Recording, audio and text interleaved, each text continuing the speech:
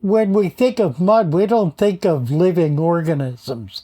We think of something that's dead, something that is rotten, that is fetid, foul, nasty, dead. Except it's not.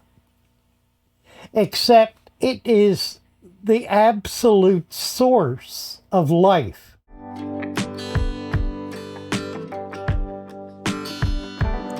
Well, hello. Come right on in. You're at Father Fish.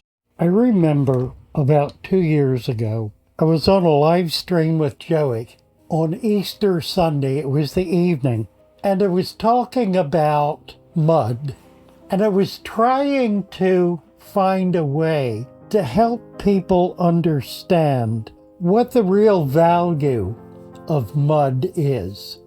So, as I thought about this, it struck me that that day when returning from death is the very theme of the day of Easter.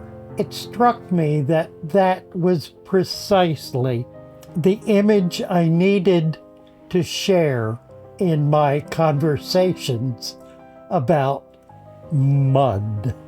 So I remember the first thing I said, Here's the idea, and here's the challenge.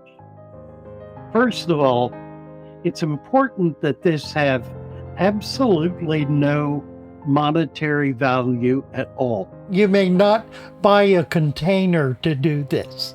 You need to find one in the trash somewhere. Preferably 1 to 5 gallons. I've had people use refrigerator drawers, clear plastic trays, shoe boxes, battery jars, gallon jars, pickle jars. So very simple then.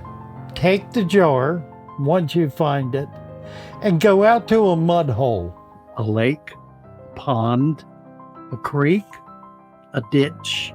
It will serve you well to pay attention to where you are collecting material. Spend a little time looking in that pond or ditch or stream or creek or lake or whatever it is, and make sure it is healthy.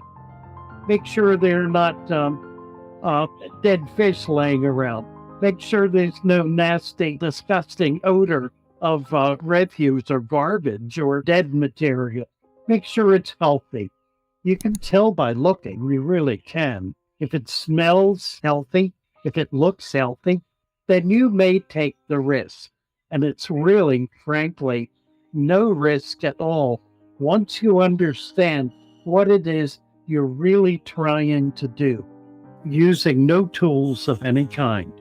You have your container and you reach your hand down into the bottom of that pond and pull up a great big handful of mud. Put it in the container.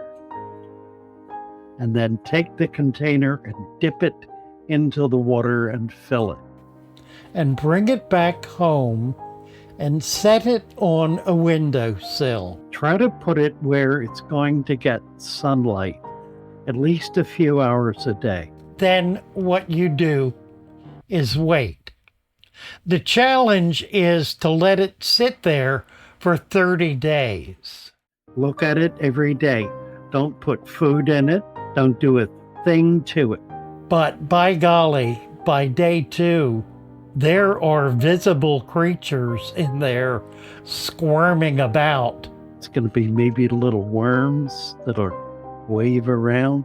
By day 5 or 6, there are other creatures up and swimming.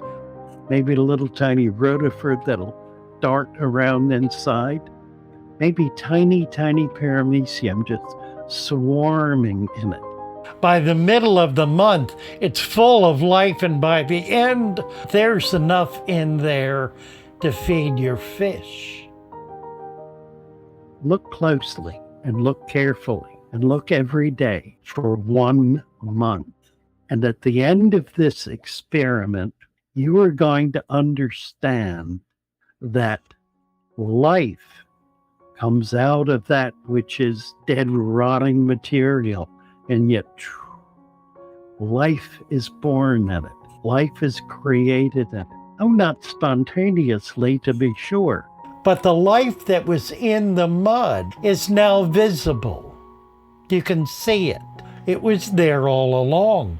You just didn't believe it. You didn't know it. You had no idea, and it certainly is not something you would have put in your fish tank, now is it? A handful of mud right down in the water. No, no, no, no. Too many. And even today, 2 years later, the first comment is, aren't you afraid of parasites? 40% of the microorganisms living on this earth are parasites. Do you think you can avoid parasites? I mean, in the most sterile environment, can you avoid parasites? I don't think so. In point of fact, parasites are more dangerous in a so-called sterile tank than they are in a dirted tank, in a resurrection jar, where there are other parasites who will deal with the real nasties. But by golly, you get your little super duper clean aquarium with an inch of gravel in it that you pump out every week. You can have critters living in there that are utterly deadly. That's why there is so much disease in those tanks, because there's nothing controlling it other than the chemicals you throw in. And all that does is kill what's there for a day, and then the bacteria that eat dead stuff begin thriving, and that creates an environment for new microfauna to fall into your tank from wherever. How many different things enter your tank?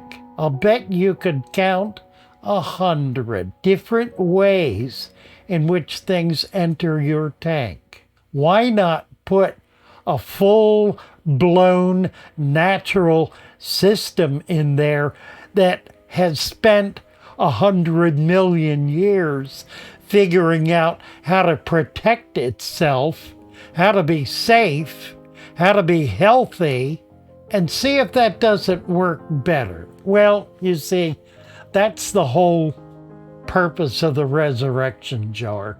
It's to create a window into that which most of us never know anything at all about. And then very gingerly and very carefully, but very deliberately, put some of that in your aquarium. And the minute you do that, the minute you cross that Rubicon, the minute you lose your fear, a world of nature, of that which is natural and beautiful and whole and healthy, opens up to you, and you begin to discover what these aquariums, in fact, are all about. Please join us. Find our new store. We have a brand new store. Link down below. And of course, there's always our cherished fatherfish shoal, which is found on Discord. It's a wonderful place to meet people and chat and learn about resurrection jars. Anyway, thanks for listening. Love you all. Bye for now.